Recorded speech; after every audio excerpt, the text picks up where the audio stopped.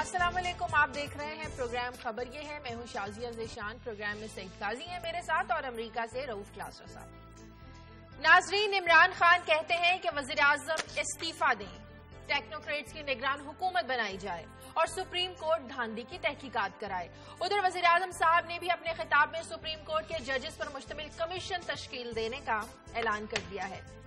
सवाल ये है कि वज़ीर आज़म अपने खिताब में बार बार ये पूछते रहे कि आखिर ये एहतजाज किसके लिए है, हंगामों का मकसद क्या है, फसादात फितनों का मकसद क्या है। लेकिन शायद वज़ीर आज़म साहब को ये भी बता देना चाहिए था अपने खिताब में कि कंटेनरों के जरिए रुकावटें खड़ी करने का क्या मकसद है, पूरे मॉडल टाउन को क्यों मफलूज बना रखा है, क्यों रास्ते रोके जा रहे हैं, इसकी वजाहत भी कर देनी चाहिए थी।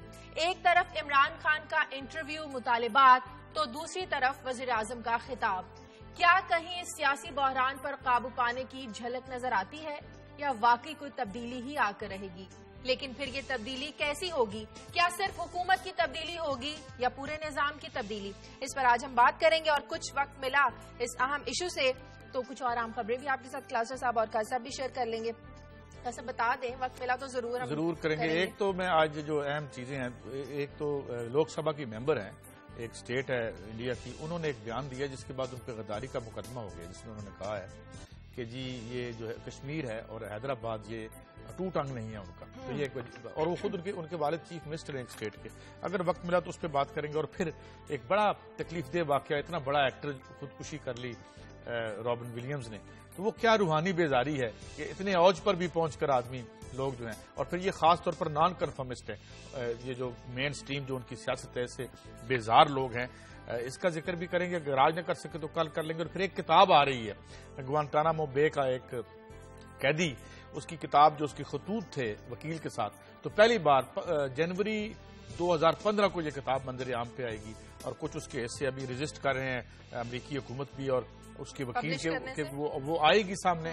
तो अंदर में एक खौफनाक तफसील है कि क्या गुजर गई। और ये साथ साथ बता दूं कि इस शख्स पे 12 साल से 2002 से ये अंदर है वहां पे, इसमें कोई इल्जाम नहीं लगाया गया। एक दफा इसकी रिहाई का भी कहा जा चुका है अमेरिकी अदालत की तरफ से, लेकिन फिर भी उसे रिहा नहीं किया गया। तो अंदर की ये क्या कहानी है, तो ये कोशिश करेंगे बात हो जाए। ठीक है, क्लासर साहब के पास चलते हैं। जी क्लासर साहब, आप क्या बताएंगे साथ?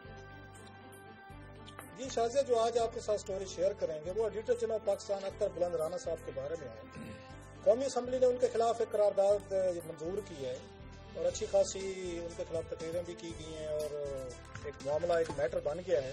तो इसका जायजा लेंगे कि अख्तर बुलंद राना साहब के ये खिलाफ कौमी असम्बली क्यों मुत्तहद होगी, क्यों पीपल्स पार्टी और नवाज लीग के करीब वो इंतहाई नापसंदीदा वो शख्स बन गए हैं। वो कौन से ऐसे काम है, ऐसी बगावत है, ऐसी कुछ स्टेप्स हैं जो अख्तर बुलंद राना साहब ने लिए हैं, जिसका गुस्सा जो है वो नवाज लीग को भी है और जिसका गुस्सा पीपल्स पार्टी को भी है।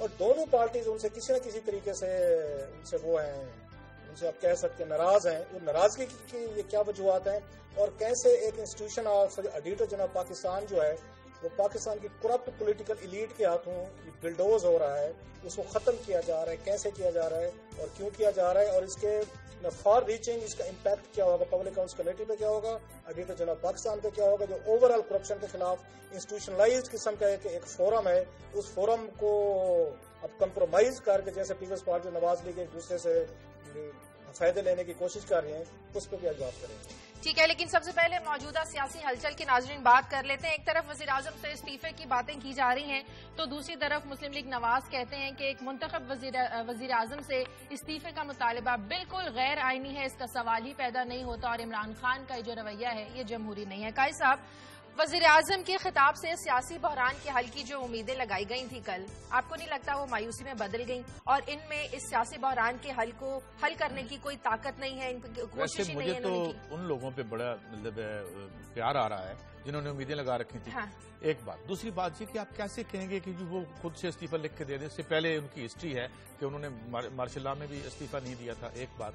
और उनकी 2-3 पोजीशनें बाजी होगी। एक तो उन्होंने थोड़ी सी जगह कंसीड की है, उन्होंने कहा जी ये हम बना देते हैं कमीशन, ये आप करवा लें। हर चंद के इलेक्शन ठीक हुए थे। साथ ही जो उनकी 2 अहम बातें थी उसमें, दूसरी बात ये कि भाई हम कुछ करने नहीं देंगे, आप कोई गैर आईनी, ये अगर आप समझते हैं कि आप मुझे डी-सीट कर लेंगे तो ये नहीं होना। इसके फौरन बाद इमरान खान साहब सामने जाहिर होते हैं और वो कहते हैं कि जनाब हमें पहले इमरान खान कामरान शाहिद के इंटरव्यू में इलेक्शन कमीशन वो उसकी तहकीक का मुतालबा करते हैं, अदालती तहकीकात का, उसके बाद वज़ीर आज़म साहब भी आते हैं। तहकीकात का मुतालबा तो आप भी कर रहे हैं, लेकिन वो कह रहे हैं जी कि इस एडमिनिस्ट्रेशन में होगा नहीं, फेयर नहीं होगा, क्योंकि नीचे जो सारी जो एग्जेक्टिव है वो आपके पास है, आपकी यानी जहाँ पे। वैसे एक बात तो है, यहाँ कौन से जुडिशियल कमीशन आज तक जिसमें कोई चीज निकल के आई है? महमूद रहमान कमीशन से लेके अब तक आप कर ले, तो बेसिकली जिस चीज पे कमेटी बन जाए या जिस चीज पे कमीशन बन जाए वो समझ लें वो उसका बेड़ा गर्क हो गया। आप ये मुमकिन है ये बहुत अच्छे सारे रिजल्ट्स लेके आ जाए और ये जो फाजिल जजेस हैं ये इस तारीख को बदल के रख दें, मगर माजी में जो हमने देखा कहानी का भी बना, उससे पहले 9/11 का बना, उससे पहले कौन बना, तो उसका क्या नतीजा निकला? मैं यही सवाल क्लासा साहब मैं आपसे करना चाहती हूँ। मॉडल टाउन थाने की तहकीकात के लिए भी कमीशन बनता है, एबटाबाद का भी कमीशन बनता है, हामिद मीर पर हमला हुआ रिसेंटली उसकी तहकीकात के लिए भी कमीशन बनता है, महमूद रहमान कमीशन की काजी साहब ने बात की। यहाँ पर असम्बली का दौरानिया खत्म हो जाता है लेकिन कमीशन की रिपोर्ट सामने नहीं आती। इन सब माजी के इन कमीशन का जायजा लिया जाए, इनकी कारकर्दगी का जायजा लिया जाए, तो कल जो कमीशन तश्कील देने की बात की गई आपके नजदीक इसकी कितनी अहमियत रह जाती है? फिर शाजिया बिल्कुल आप ठीक कह रही है, एक कमीशन को आप भूल रही हैं, ये बड़ा अहम कमीशन बनाया गया था, आपने बाकी सब ये पूरे नाम गिनवाए हैं। वो था जब ये chief justice Lahore high court थे ख्वाजा शरीफ साहब, एक स्टोरी सामने आई थी जिसमें कहा गया था कि ख्वाजा शरीफ साहब को बाबर अवान साहब और सदर जरदारी साहब और गवर्नर सलमान तसीर साहब ये कत्ल कराना चाहते हैं। इस पे एक चीफ जस्टिस साहब उस वक्त थे इफ्तिखार चौधरी साहब, उन्होंने एक जुडिशियल कमीशन बनाया था जिसमें काजी ईसा जो है, फैज ईसा साहब जो है बलोचिस्तान के चीफ जस्टिस हैं, अभी उन्हें सुप्रीम कोर्ट में कल ही उन्हें वो किया प्रमोट किया गया है, उनको उनका सरबराह बनाया गया था कि आप इसको इन्वेस्टिगेट करें और हमें रिकमेंडेशन दें कि क्या हुआ है। उसकी रिपोर्ट जो मैंने बाद में एक किताबी शक्ल में उसको इन्वेस्टिगेट करके छापी है, कत्ल जो ना हो सका, हुकूमत को जो सिफारिशात की गई और सारी की सारी उनकी फाइंडिंग जो थी वो पंजाब हुकूमत के खिलाफ थी, शहबाज शरीफ साहब की हुकूमत के खिलाफ थी, उनके एडमिनिस्ट्रेशन के खिलाफ थी, उनके जो 9 रतन थे उनके खिलाफ थी। आज तक हमें उसका कोई पता नहीं है, ना सुप्रीम कोर्ट ऑफ पाकिस्तान ने उसको टेकअप किया, ना उस पर पंजाब हुकूमत ने कभी एक्शन लिया, ना इवन पीपल्स पार्टी हुकूमत ने उसको पब्लिक किया। सही। अगर भुट्टो साहब जैसा बंदा जो था वो महमूद रहमान कमीशन रिपोर्ट को एक्सपोज नहीं कर सका, सामने नहीं ला सके, उनकी फाइंडिंग में अमल नहीं हो सका, ये जो बात अभी काजी साहब कह रहे थे ये जस्ट आपके डिलेइंग टैक्टिक्स हैं, ये टाइम बाइंग आपके टैक्टिक्स हैं कि जिस मामले को आपने बैरी करना हो, दफन करना हो, आप उस पर कमीशन बना देते हैं। और कमीशन ने अच्छे काम किए हैं, मस्त है, ये मैं नहीं कह रहा। काजी फैज ईसा साहब का जो कमीशन था chief justice Lahore high court के कत्ल वाले उस स्कैंडल पे बना था, उसने बड़ी खूबसूरत इन्वेस्टिगेशन की थी, मुझे बड़ा एतमाद आया था कि मैं हमारे यहाँ अगेन अच्छे। मुझे ब्रेक लेने दें, ब्रेक के बाद जब वापस आएंगे तो इस पर भी बात करेंगे कि क्या फिर इमरान खान का मुतालबा बिल्कुल जायज है कि वजीर आजम नवाज शरीफ की मौजूदगी में जो कमीशन है ये गैर जानिबदाराना तहकीकात नहीं कर सकता, इसलिए इस कमीशन की तश्कील से पहले वजीर आजम साहब इस्तीफा दें। इस मुतालबे की कितनी अहमियत है इस पर बात करेंगे एक ब्रेक के बाद।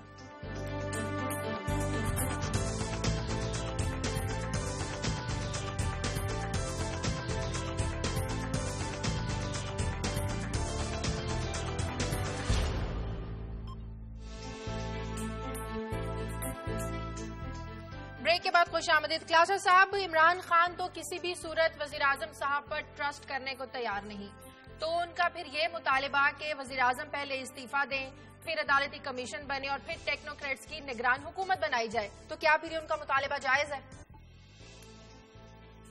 शाजिया, इसमें कोई शक नहीं, कल भी हमने बात की थी अपने प्रोग्राम में, जो मैंने बात की थी कि वजीर आजम साहब को कोई जाके आउट ऑफ द बॉक्स कोई सोल्यूशन देना पड़ेगा इस पूरे मामले को आके डिफ्यूज करने के लिए। एक सूरत निकल सकती है अगर इमरान खान साहब तैयार हो जाए। एक मेरे व्यू है, अगर गलत भी हो सकता है, कि एक तरफ इमरान खान ये कह रहे हैं कि मुझे जो नए चीफ जस्टिस ऑफ पाकिस्तान है नासिर मुल्क साहब जो है, मुझे उन पे एतमाद है। इमरान साहब ने कल कहा, इमरान खान साहब अच्छी बात है, अगर वो थोड़ा सा इस पे मजीद एतबार कर ले, क्योंकि मियां साहब रिजाइन नहीं देंगे जो मुझे लगता है, और जितना ये सारे विकास साहब ने भी ठीक बात की, उन्हें जनरल मुशर्रफ के दौर में 12 अक्टूबर वाले दिन उनको आगे 3 जनरल्स ने उनको खासा दबाव डाला था, जनरल महमूद थे और उसमें ओढ़कजई थे, दूसरे भी थे, तो उन्होंने इस्तीफा नहीं दिया था। अब तो मुश्किल है। अगर वो ये ऑफर एक्सेप्ट कर लेना, ये जो इमरान खान साहब हैं उनको एतमाद है उनपे चीफ जस्टिस ऑफ पाकिस्तान पे, तो फिर मेरा ख्याल है ये मसला हल हो सकता है। इसमें 3 जजेस बड़े अच्छे हैं जिनकी मैं रिपोर्ट्स पढ़ के कह रहा हूँ। एक जैसे मैंने जस्टिस काजी सईद عیسیٰ فیض صاحب کا نام لیا ہے. انہوں نے بڑی خوبصورت قسم کی انہوں نے انویسٹیگیشن کی تھی. جب وہ chief justice Lahore High Court Khawaja Sharif والا کیس آیا تھا, میں نے پورا وہ ان کی رپورٹ بھی پڑھی ہے, میں نے اس سے پوری کتاب بھی لکھی ہے. انہوں نے بڑی خوبصورت انویسٹیگیشن کی تھی. امپلیمنٹیشن نہیں ہوا, یہ ان کا کام نہیں تھا. ایک چیز ان کے ساتھ یہ حمود الرحمان صاحب جو تھے, جن کا نام آپ نے ابھی لیا, حمود الرحمان کمیشن تھا, ان کے جو برخوردار ہیں وہ بھی اس وقت پاکستان کے وہ ہیں, یہاں پہ سپریم کورٹ کے جسٹس ہیں. اس سے پہلے اسلام آباد ہائی کورٹ کے وہ چیف جسٹس بھی رہے, اور وہ بھی جو خواجہ شریف والا وہ انکوائری کمیشن تھا اس کے ممبر تھے. وہ ان کو لے لیں. تیسرا کوئی اور بھی اس طرح کا ٹاپ ایک جج لیا جا سکتا ہے. عمران خان صاحب اگر مناسب سمجھے اس تجویز کو ایکسپٹ کرتے ہوئے, جب وہ خود کہہ رہے ہیں ان کو اعتماد ہے, میرا خیال ہے ایک فیئر چانس مل جائے گا تو یہ شاید مسئلے کا حل نکل سکتا ہے. لیکن وہ ان کی ایک بات ہے جس میں عمران خان کہتے ہیں ان کی موجودگی سے غیر جانبدارانہ تحقیقات نہیں ہو سکتی. ایک آپ کلاس صاحب آپ کو یاد ہوگا, یہ ہم نے جو مظفر کا چھوٹی سی بات, مجھے بات سر کاشا بات رہ جائے گی, آدھی بات تھوڑی سی سر.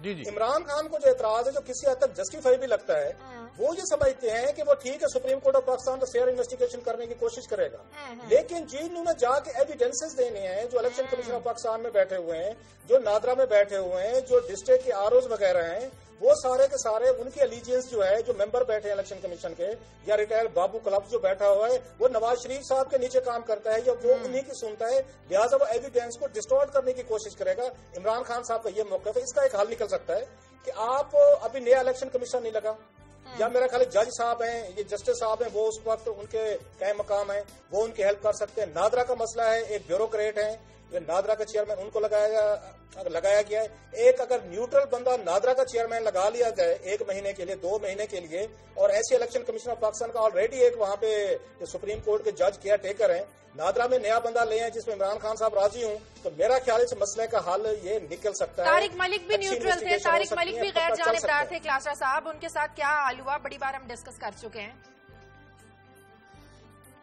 نہیں چلے وہ تو اب طارق ملک صاحب نہ رہے. میں وہی بات جو میں کوشش کر رہا ہوں کہ کیا ہو سکتا ہے, پاسبلٹیز کیا ہے, کہ آپ کے پاس آلریڈی الیکشن کمشنر جو ہے آپ کے پاس وہ ہے, جسٹس ہیں, سپریم کورٹ کے جج ہیں, ان کے پاس ایڈیشنل چارج ہے. چلے آپ کہتے ہیں آپ کو چیف جسٹس صاحب پہ اعتبار ہے, فیئر انف. آپ کو نادرا پہ اعتبار نہیں ہے کیونکہ وہاں پہ بیوروکریٹ بیٹھے ہیں. نادرا کے لیے بھی ایک آپ وقتی طور پر 2 ہفتوں کے لیے, مہینے کے لیے آپ کو اعتبار تو ہمیں فخر الدین جی نیا بندہ لے آئے.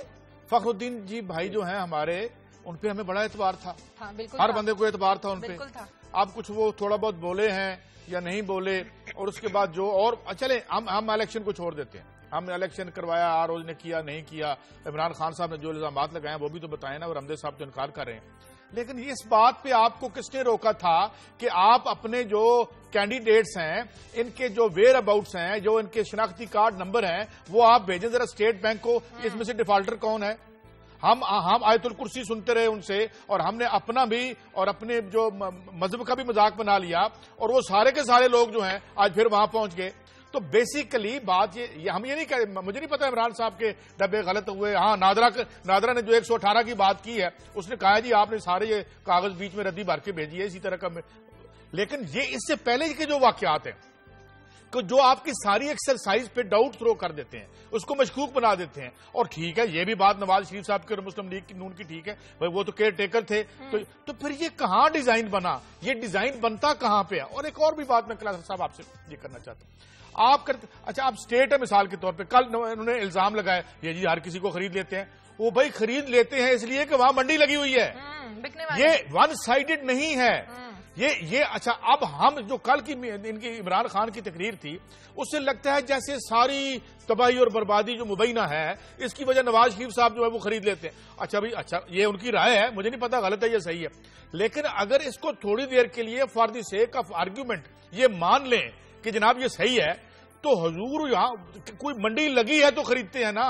یہاں پہ عالم یہ ہے, ایک FIA کا چھوٹا سا کیس تھا کلاسرا صاحب, یہاں پہ فراڈ کر کے گیا وہ فیوچر کنسرنز والا, اور میں نے بڑے بڑے لوگوں کو دیکھا, چیمبر آف کامرس کے ایک, میں نام نہیں لے سکتا ان کی اجازت کے بغیر, وہ بھی لٹ گئے.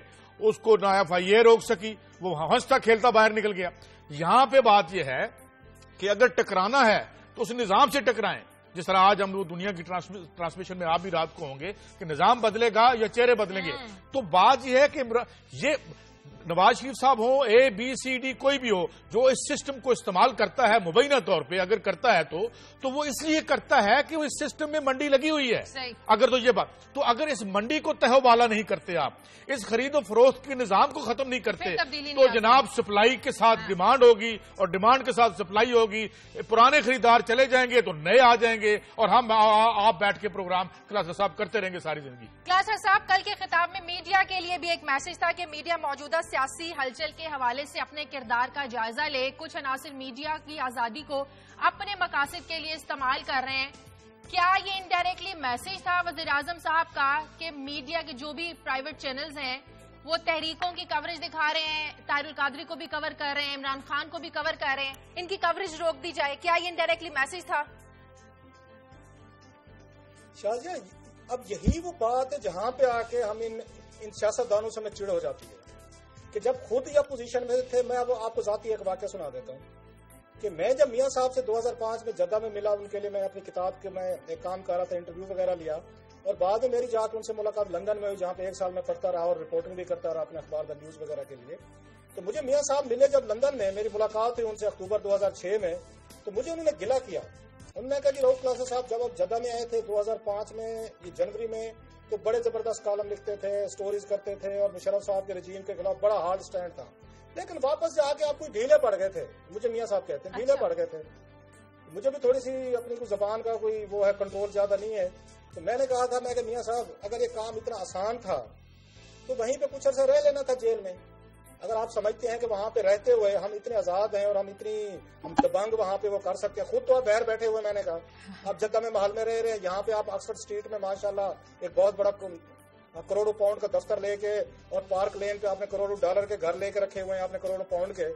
تو باقی ہمارے ساتھ آپ کو شکایت یہ ہے کہ ہم وہ پراپر طریقے کا جرنلزم نہیں کر رہے جو ہمیں کرنا چاہیے تھا. حالانکہ میرے مطابق میرے سٹینس میں جو مجھے پڑھتے رہے یا سنتے رہے کوئی چینج نہیں آئی تھی.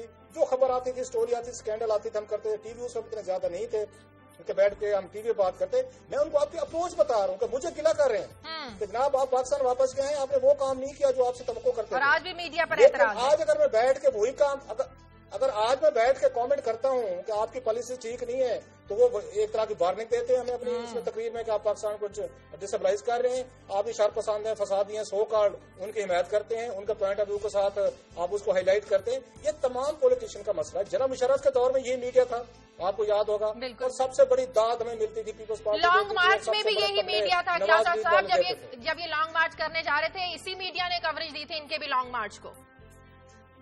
اصل میں ہم محنت نہیں کرتے شازیہ, محنت نہیں کرتے. میں ایز اے رپورٹر بات کر رہا ہوں کہ ہمیں چاہیے کہ جب یہ خود اپوزیشن میں تھے اور جب یہ بیانات دیتے تھے اور میڈیا میں تقریریں ہوتی تھیں اور ہمیں شاباشی اور ہمیں تھپکیاں دی جاتی تھیں اور خبریں سٹوری چھپتی تھی, میڈیا کو اپریشیٹ کرتے تھے, وہ سٹوریز ہمیں آ کے اسکرین پہ دکھانی چاہیے. ہمیں وہ خبروں کے امیجز جو ہیں, ان کے بیانات جو ہیں, ہمیں دکھانے چاہیے کہ حضور آپ کو اگر ہم سے آج شکایت ہے تو کبھی آپ ہم سے بڑے خوش تھے کیونکہ ہم آپ کے ساتھ پوزیشن میں کھڑے تھے. ایک بات سمجھنی پڑے گی رولنگ لیڈ کو, پرٹیکولر میاں صاحب کو, دنیا بھر کا میڈیا جو ہوتا ہے وہ اپوزیشن کے ساتھ کھڑا ہوتا ہے, وہ رولنگ لیڈ کے ساتھ کوئی میڈیا نہیں کھڑا ہوتا. کوئی مجھے بتا دیں. اچھا صاحب ایک سوال مجھے بتائیں. آپ کی فارن پالیسیز ہیں, آپ کے سیکورٹی ایشوز ہیں, ہم ساتھ دیتے ہیں, لیکن ایک سوال یہ جاتے جاتے سوال چھوڑ جاتے ہوں تو اچھے جرنلسٹ وہ ہوتے ہیں جو بڑے بڑے عہدے سرکاری بھی لے لیتے ہیں اور ساتھ جو ہے وہ پرائیویٹ آرگنائزیشن میں کام بھی کرتے رہتے ہیں. تو کوئی اس قسم کی ہمارا بھی روزگار لگوا دیں حضور. مجھے بریک لینے دیں کلاس صاحب, بریک کے بعد اس کا جواب دیجیے گا. ٹیک اے بریک.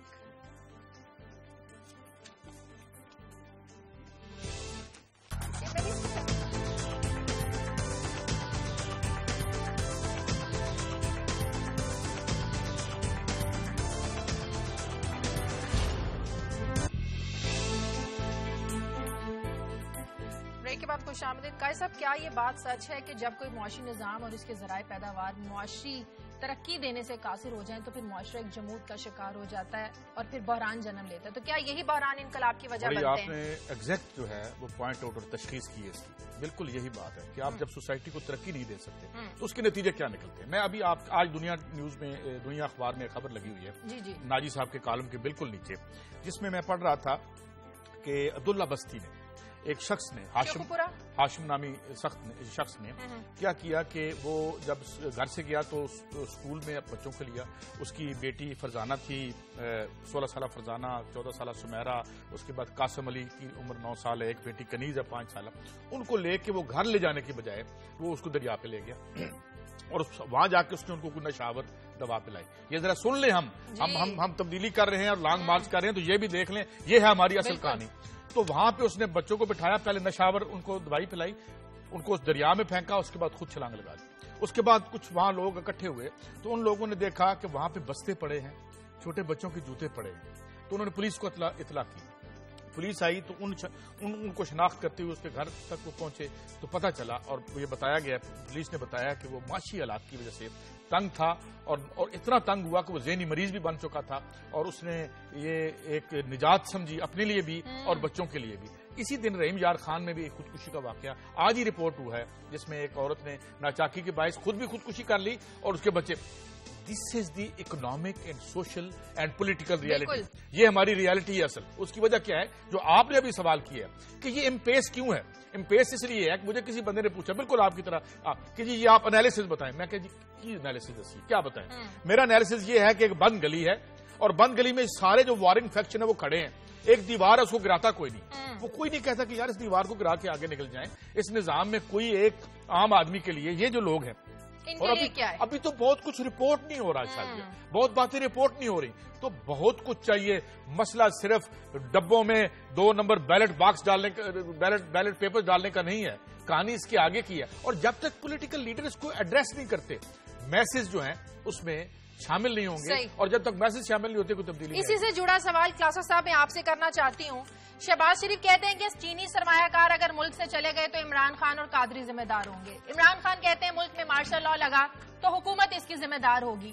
لیکن جس واقعے کا قاضی صاحب ذکر کر رہے ہیں, جس بحران سے, جس اذیت سے عوام گزر رہے ہیں, اس کا ذمہ دار کون ہے؟ عمران خان, قادری صاحب یا موجودہ حکومت؟ اور ایک بات اس میں اور بھی شامل کر لیں, یہ جو $33 بلین آئے ہیں یہ کس طرح روک لیں گے جہاں لوگوں کو خودکشیوں سے, یا تو اپنے پرافیٹیئرنگ کے لیے آ رہے ہیں وہ بھائی. میرے خیال آواز صاحب کی آواز انویسٹمنٹ ہمیں سنائی جاتی ہے. انویسٹمنٹ جو ہے یہ چائنا سے آتی ہے. یہ پیسہ پاکستان میں نہیں آتا ڈالرز. وہ چائنیز جو ہے لون اپروو کرتے ہیں ایگزم بینک میں, اور اپنی ہی ایک چائنیز کمپنی کے اکاؤنٹ میں وہ ٹرانسفر کر دیتے ہیں. سو ڈالر وہیں رہ جاتا ہے, وہ ڈالر پاکستان نہیں آتا. اس کے اگینسٹ لون ہے, پھر ہم یہاں پہ پیسے یہ آگے خرچ کرتے رہتے ہیں. جو بات آپ نے ابھی کی ہے, یہ قاضی صاحب نے واقعہ سنایا ہے کل والا جو ہوا ہے وہاں پہ افسوس صاحب, آپ کو یاد ہوگا شہباز شریف صاحب 2 باتیں بڑی وہ کہتے تھے اور دونوں باتیں ٹھیک ہو رہی ہیں. ایک وہ ہمیں 2008 سے وہ روزانہ سناتے تھے, حبیب جالب کی وہ نظمیں بھی سناتے تھے گا کے بڑی سریلی آواز میں, اور یہ بھی ساتھ میں ہمیں ایک طرح کے نوید سناتے تھے کہ خون انقلاب آ رہا ہے. ہم نے اپنا کو درست نہ کیا تو خون انقلاب آ جائے گا. ایک تو خون انقلاب آ چکا ہے, اور ان کو اپنے جو کامریڈ ہیں, انقلابی کامریڈ ہے میرا خیال نواز شریف اور شہباز شریف صاحب کو جا کے ان کو گلے لگانا چاہیے, ان کو گولیاں نہیں مارنا چاہیے, کیونکہ وہ تو خود کہتے تھے کہ انقلاب آ رہا ہے اور خون انقلاب آ رہا ہے, اگر ہم ٹھیک نہ ہوئے, اور وہ ٹھیک نہیں ہوئے. ایک بات وہ یہ کہتے تھے ان کی پوری ہوئی ہے. دوسری بات شہباز شریف صاحب یہ کہتے تھے, مثال دیتے تھے حضرت عمر کی, کہ اگر دریا دجلہ یا فرات کے کنارے بھی ایک کتا بھی مار گیا تو قیامت والے دن میں خدا کو اس کا جواب دینا پڑے گا. یہ شہباز شریف صاحب کا بڑا مشہور زمانہ کوٹ تھا ان کا. ایک حبیب جالب کی نظمیں کوٹ کرتے تھے, دوسرے حضرت عمر کا یہ جو کوٹ ہے یہ کرتے تھے. تو اب یہ جو 5 آپ ہمیں قاضی صاحب نے بھی واقعہ سنایا ہے, ان 5 کا بھی جو جواب ہے اگر انہی کی بات کو سامنے رکھا جائے تو یہ بھی شہباز شریف صاحب کے کھاتے میں جائے گا. اگر معاشی انہوں نے حالات کی وجہ سے کیے, اس سے پہلے 14 بندے تو وہ قتل ہو چکے ہیں آپ کے سامنے. ان کا حساب کتاب کیا ہوگا, کیسے ہوگا, وہ علیحدہ بات ہے. ہم حساب کتاب مانگ رہے ہیں جنہوں نے, ایک باپ نے پتہ نہیں کس اذیت سے آج اپنے بچوں کو اس طرح مار کے انہوں نے پہنچا ہے. یہ سارے کا سارا حساب کتاب انہوں کے اس میں آئے گا. یہ لوگ اپنے بچے, اپنے دماغ, اپنی بچیوں ان سے آگے دیکھ ہی نہیں رہے. اسی لیے جو بات قاضی صاحب بھی ہمیشہ کہتے رہتے ہیں, اور خود اچھا شہباز شریف صاحب کو احساس بھی تھا اس چیز کا کہ جتنی سوشل ڈسپیرٹی ہوتی جا رہی ہے, اکنامک آپ کی ڈسپیرٹیز ہو رہی ہے, امیر سے امیر تر ہو رہا ہے, غریب سے تر ہو رہا ہے, انہیں پتا تھا, احساس تھا کہ یہ کام ہوگا, خون انقلاب آئے گا. اب انقلابیوں پہ گولیاں نہ چلائیں, اب انقلابیوں کو آگے کنٹینر نہ کھڑے کریں, کیونکہ آپ جائیں, وہ کامریڈ ہیں آپ کے اپنے بھائی ہیں, آپ خود بھی ماشاء اللہ ریڈیکل کہتے ہیں اپنے آپ کو, ان کو ویلکم کریں, ان کو گلے لگیں, انقلاب کی قیادت کریں, اور آپ بھی جائیں اسلام آباد جائیں ان کے ساتھ. क्लासेस साहब थोड़ा सा जावेद हाशमी के तहफुजात का भी हम जिक्र कर लेते हैं। वो कहते हैं जज और जर्नैल हुकूमत नहीं बना सकते। इस्लामाबाद से नाराज होकर वो मुल्तान जा बैठे जब इमरान खान ने कहा कि टेक्नोक्रेट्स की हुकूमत बनाई जाए। अगर जावेद हाशमी इस लॉन्ग मार्च से अलहदगी इख्तियार कर लेते हैं तो आपके ख्याल में मुस्लिम लीग नवाज इससे कितना फायदा उठा सकती है और इमरान खान की तहरीक को कितना बड़ा दचका लग सकता है? शायद मैं जावेद हाशमी साहब को मैं जानता हूँ 1998 से, ذاتی طور پر جانتا ہوں, ملتان سے وہ بھی ہیں, میں بھی وہاں پہ میں نے اپنا جرنلزم وہیں سے شروع کیا تھا. جاوید ہاشمی صاحب کے بارے میں میری اپنی ایک رائے ہے, وہ یہ ہے کہ وہ ہر صحیح ٹائم پہ غلط فیصلہ کرتے ہیں. جب وہ یہاں پہ لڑائی جھگڑے کے لیے چاہیے تھا, جنرل مشرف صاحب کی یہ جیل میں بیٹھنا تھا, تو ہاشمی صاحب نے اپنی سروسز پیش کی. میں اس دن موجود تھا پریس کانفرنس جو انہوں نے کی تھی پارلیمنٹ لاجز میں, اور کارگل پہ جو لیٹر تھا انہوں نے پڑھا اور اس کے بعد ان کو اٹھا لیا گیا اور 5 سال جیل گزاری اور بڑے فخر سے گزاری انہوں نے. جب موقع آیا کہ ان کو پھل ملتا, وہ پی ایم ایل نواز میں رہتے, یہ پارٹی پاور میں آ رہی تھی, سب کو پتا تھا کہ انہوں نے پاور میں آنا ہے, تو مصروف نے فوری طور پر اپنی پارٹی چینج کر کے طریقے انصاف میں چلے گئے. اب جب کہ اور جو ان کو وزارتیں ملنی تھی, کچھ اور کچھ سلے ملتے, صدر بنتے نہ بنتے ہوئے علیحدہ کہانی, لیکن کچھ نہ کچھ تو ان کو بھی مل جاتا. 5 سال جیل میں رہے, انہوں نے بھی قربانیاں دی تھی, میاں صاحب سے زیادہ قربانیاں دی تھیں. اب جب کہ یہ سب کو پتا چل چکا ہے کہ عمران خان صاحب اس سسٹم کو نہیں چلنے دے رہے, اور مجھے یہ ڈاؤٹ ہے کہ یہ رپورٹس بھی آ رہی ہیں کہ شاید ستمبر کے آگے کام نہ چل سکے اس حکومت کا. جب انہیں ضرورت تھی کہ وہ عمران خان کے ساتھ کھڑے رہتے کیونکہ میاں صاحب کا یہ سسٹم نہیں چل رہا, اسی وقت انہوں نے وہاں سے کشتی سے چھلانگ لگا دی ہے. میں نے کالم بھی لکھا تھا روزنامہ دنیا میں, کہ اس میں نے ایک بات لکھی تھی کہ ان کو چاہیے تھا جاوید ہاشمی صاحب کو کہ یہ اس دن ریٹائرمنٹ کا اعلان کر دیتے جس دن کلثوم نواز اور خواجہ سعد رفیق صاحب کے گھر ان کو منانے آئی تھیں. میرا یہ خیال ہے اس دن ان کو سیاست چھوڑ کے واپس مخدوم رشید ملتان چلا جانا چاہیے تھا. انہوں نے بڑی سیاست کی, بڑا نام کمایا, عزت کمائی, بڑا ایک کنسنسس تھا, اور میں سمجھتا ہوں کہ ان کی جگہ لے سکتے تھے. یہ جو بابا جمہوریت جن کو ہم کہتے ہیں نصر اللہ صاحب, ان کی جگہ یہ لے سکتے. میں اس پہ ٹیک دینا چاہتا ہوں. بات یہ پہلی بات تو یہ کہ مجھے نہیں لگتا یہ ان کا فیصلہ تھا. لگ یہ رہا تھا مسلم لیگ نون کی لیڈرشپ کو کہ قد ان کا کہیں بڑھ نہ جائے. ہم ہمیشہ اپنے ساتھ جو ہے ایک بات. دوسری بات یہ ہے کہ ٹھیک ہے ان کو نہیں, بہت سارے اور لوگوں کو بھی شاید ریٹائرمنٹ لے کے آرام کرنا چاہیے, تو بہت سارے لوگ سیاست کر رہے ہیں اس ملک میں. لیکن معاملہ یہ ہے کہ اس وقت ان کے جانے سے یہ بھی عمران خان صاحب کو سمجھنا چاہیے ان کی طاقت ان کے ارد گرد جو ڈیکوریشن پیسز ہیں وہ نہیں ہے, ان کی طاقت ورکروں میں ہے. اور یہ ورکروں نے جانا ہے وہاں پہ, تو جو ان کا کھیل بننا ہے یا نہیں بننا. تو اصل معاملہ یہ ہے کہ یہ جو مسافر ہیں کبھی ادھر کبھی ادھر, اب عمران خان کو جو انہوں نے فیصلہ کیا تھا کہ پی ٹی آئی کو کوئی نقصان ہوتا ہے یا کسی کو میرے خیال میں یہاں باتیں ذاتی فائدے اور نقصان کی ہوتی ہیں, پارٹیوں کی نہیں ہوتی. تو میرے خیال میں اس پہ چلیں, آپ بریک لے لیں, ناظرین بریک کے بعد واپس آتے ہیں.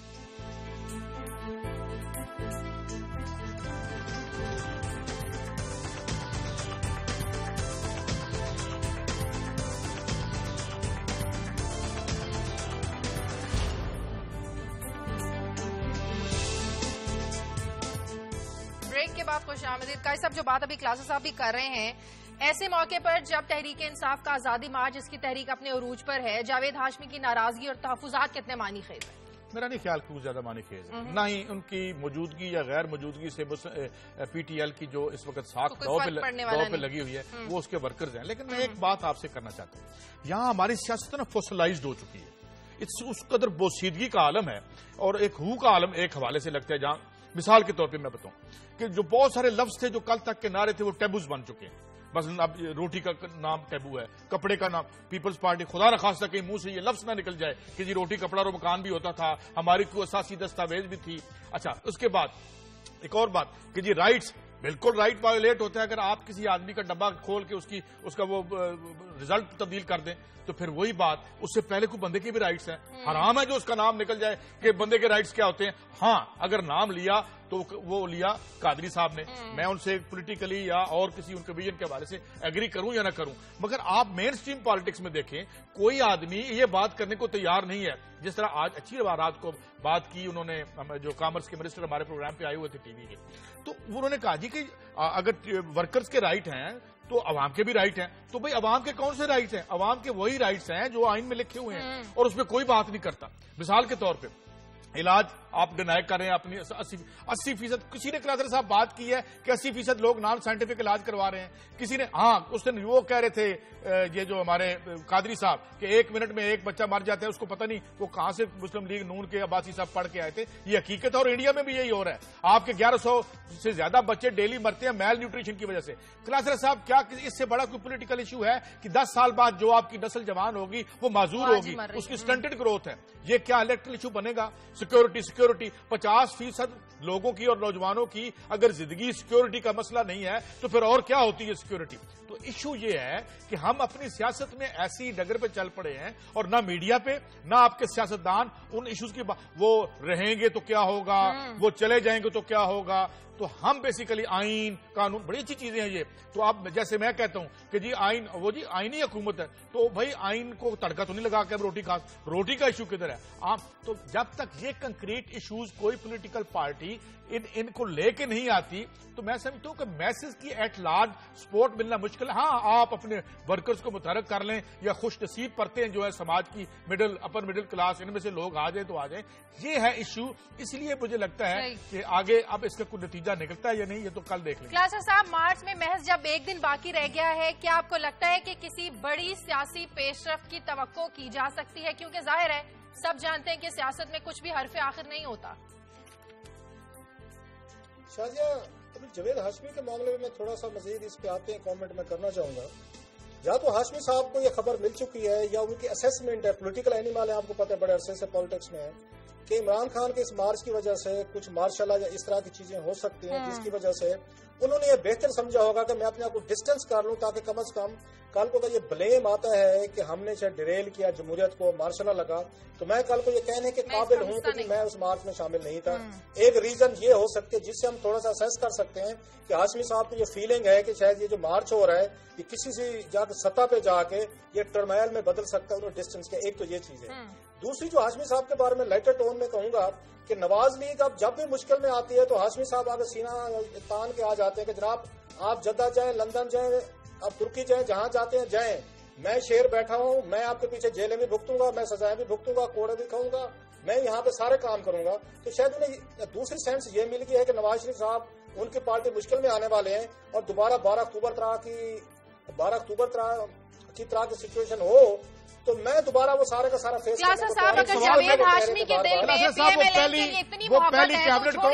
پہلی کیبنٹ کس کی تھی جس میں وزیر بنے تھے ہاشمی صاحب؟ مارشل لا میں تھے سر, مارشل لا میں بنے تھے. یہ ساری نرسری ادھر سے لگی. ہاں بعد بڑی ویلینٹلی وہ لڑے بھی لیکن سارے آئے تو ادھر سے ہی. میں یہ سمجھتا ہوں ہاشمی صاحب کے لیے بڑا آنریبل ڈے وہ تھا جس دن کلثوم نواز ان کو منانے آئی اور وہ پی ٹی آئی میں جا رہے تھے. میں اس کو رپیٹ کروں, میں نے کالم لکھا تھا روزنامہ دنیا میں کہ ہاشمی صاحب کو ایک روایت کے مطابق ان کو اس سے ریٹائر ہو جانا چاہیے. اگر وہ نواز لیگ میں واپس نہیں جا سکتے تھے کلثوم صاحبہ کے کہنے پہ ان کو ریٹائر ہو کے گھر چلے جانا چاہیے تھا. بڑی عزت کمائی تھی, بڑا نام تھا ہاشمی صاحب کا اور بڑی عزت اور ریسپیکٹ رہتی کہ انہوں نے جناب مشرف کو مارشل لا میں دبنگ طریقے سے جیل بھگتی, بہادروں کی طرح جیل بھگتی. لیکن اب یہ دیکھ لیں کیا کر رہے ہیں ان 2-3 سالوں میں. مجھے ذاتی طور پر پتا ہے کہ عمران خان صاحب ان سے خوش نہیں ہیں. وہ کیوں خوش نہیں ہیں اس کی کچھ ریزنز ہیں, اس کی وجوہات ہیں. لہذا عمران خان صاحب میں کہہ رہا ہوں وہ ہرگز اس بات پہ حیران بھی نہیں ہوں گے, پریشان بھی نہیں ہوں گے اگر ہاشمی صاحب ان کا مارچ چھوڑ کر چلے گئے. اور قاضی صاحب ٹھیک کہہ رہے تھے ان کے مارچ پہ اس سے کچھ زیادہ فرق نہیں پڑنے والا. ہاں یہ ضرور ہے کہ ہاشمی صاحب کے دل میں نواز شریف صاحب کی محبت ہمیشہ کے لیے موجود تھی. انہیں پتا تھا کہ وہ غلط فیصلہ کیا ہے انہوں نے پی ٹی آئی میں جا کے. یہ ان کو احساس تھا کہ جاوید ہاشمی صاحب کو اس احساس کے میں شکل نظر آ گئی. قومی اسمبلی میں بھی انہوں نے 2-3 دفعہ تقریریں کی, نواز شریف کو لیڈر قرار دیا.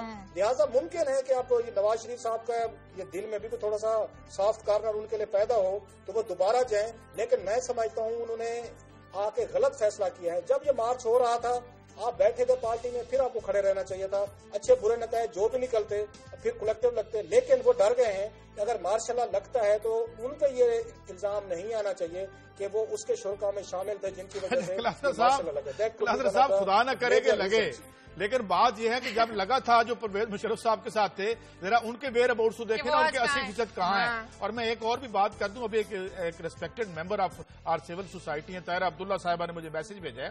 وہ کہہ رہی تھی poverty, hunger, in employment, denial of basic human rights تو یہ ہمارے ہاں سول سوسائٹی میں یہ چند آوازیں ہیں خلاصہ صاحب، سیاست کے میدان میں سے ہم بیسک ہیومن رائٹس ان کو شامل ہی نہیں، ان کو یہ ہمارے ڈسکورس کا حصہ ہی نہیں رہے. تو اچھی بات ہے اگر ان کا ذکر بھی ہو جائے، کم از کم ہمارے پروگرام میں ہی ہو جائے. جاتے جاتے کل بھی آپ یہ آڈیٹر جنرل والی خبر نہیں کر سکے، میں چاہ رہی ہوں تھوڑی سی ڈیٹیلز آپ ہمارے ساتھ وہ شیئر کر لیں. کیوں پی پی پاکستان پیپلز پارٹی اور مسلم لیگ نون متحد ہو گئی ہے اس معاملے پر؟ 1 منٹ ہے ہمارے پاس. اب شازیہ آپ یہ دیکھیں کہ جب اتنا بڑا ٹرمائل چل رہا ہے ملک میں، کوئی یعنی خدشہ ہے کہ پارلیمنٹ کا فیوچر سٹیٹ پہ ہے، اس وقت پی ایم ایل نواز نے اور یہ پیپلز پارٹی نے وقت نکال کے ریزولوشن موو کی ہے اختر بلند رانا صاحب کے خلاف کہ جناب ان کو ہٹایا جائے، ان کی جواب طلبی کیجیے بلا بلا. وہ یہ الزام لگاتے ہیں کہ انہوں نے خورشید شاہ صاحب کو چیلنج کیا تھا کہ یہ چیئرمین پبلک اکاؤنٹس کمیٹی کے طور پر یہ کیسے انصاف کر سکیں کہ جو ہزاروں آڈٹ پہ رہے ہیں، اربوں روپے کی کرپشن کی چیزیں آ رہی ہیں جو پیپلز پارٹی کی دور کی ہیں، جو خود بھی وزیر ہیں، اس میں وہ ناراض ہو گئے تھے. میں جلدی سے ناراضگی کی وجوہات بتا دوں کہ پیپلز پارٹی اس بات پہ ناراض ہو گئی تھی کہ انہوں نے آخری دنوں میں ان کے اربوں روپے کے جو فنڈ تھے، ترقیاتی فنڈ جو لوٹ مار بچی تھی، جو آخری دنوں میں آپ کو یاد ہوگا 15-20 دنوں میں بے تحاشا لوٹا تھا، جس کے ہمارے پاس ڈاکومنٹڈ ایویڈنسز ہیں، سٹوریز کی تھی. تو آخری دنوں میں انہوں نے ان کے فنڈز روک لیے تھے. ان کو زرداری صاحب نے بھی بلا کے ان کو دھمکیاں وغیرہ ان کو دی تھی، اختر بلند رانا صاحب کو، ان کو وزیر خزانہ جو اس وقت تھے انہوں نے بھی ان کو آ کے اچھی خاصی ان کو تڑیاں وغیرہ چڑھائی تھی. وہ خیر دباؤ میں نہیں آئے تھے اختر بلند رانا صاحب. جب یہ آئے ہیں تو انہوں نے جو 500 ارب روپے کی ادائیگیاں کی ہیں اسحاق ڈار صاحب نے، یہ آئی پی پیز کو، جس کا کوئی آڈٹ نہیں ہوا، جس کی کوئی انہوں نے بلز کی ویریفیکیشن نہیں کروائی، کچھ نہیں کیا، اس پہ انہوں نے ان کا پری آڈٹ شروع کیا ہوا ہے اور ڈاکومنٹس منگوا لیے، پوری فائلز منگوائی ہیں انہوں نے فائنانس منسٹری سے بھی اور واٹر اینڈ پاور سے بھی کہ ہمیں بتایا جائے کہ آپ نے 500 روپے کس بنیاد پہ آپ نے کیسے ان کو دے دیا اور آپ نے اکاؤنٹر جنرل آف پاکستان سے ویریفیکیشن بھی نہیں کروائی ان بلز کی. 500 روپے کے آپ نے بلز دے دیے. اسی دن وہ ناراض ہو گئے تھے ان سے اسحاق ڈار صاحب اور پوری کی پوری وہ جو سی تھی. الزام ان پر یہ لاگو کیا تھا کہ آپ نے 30,000 روپے اپنی تنخواہ بڑھائی ہے. یہ اس پر باقاعدہ انکوائری کروائی پی ایس سی نے. مسئلہ یہی ہے کہ پولیٹیشین اپنی اکاؤنٹیبلٹی نہیں چاہتے کرنے کی کیپیسٹی رکھتے اور ایسے نیوٹرل لوگ موجودہ حکومت موجودہ سسٹم کو کلاسر صاحب سوٹ ہی نہیں کرتے. ان کو وہ لوگ چاہیے جو ان کے مفادات میں ان کا ساتھ دیں. پروگرام کا وقت ختم ہو گیا کلاسر صاحب. دشمنوں کو کون پسند کرتا ہے بھائی؟ آپ کیوں خودکشی کا آپ مشورہ دے رہے ہیں لوگوں کو؟ پروگرام کا وقت ختم ہو گیا. پروگرام کے لیے آپ ہمیں فیڈ بیک دیجیے. خبر@دنیا TV.tv پر. اجازت دیں. اللہ حافظ.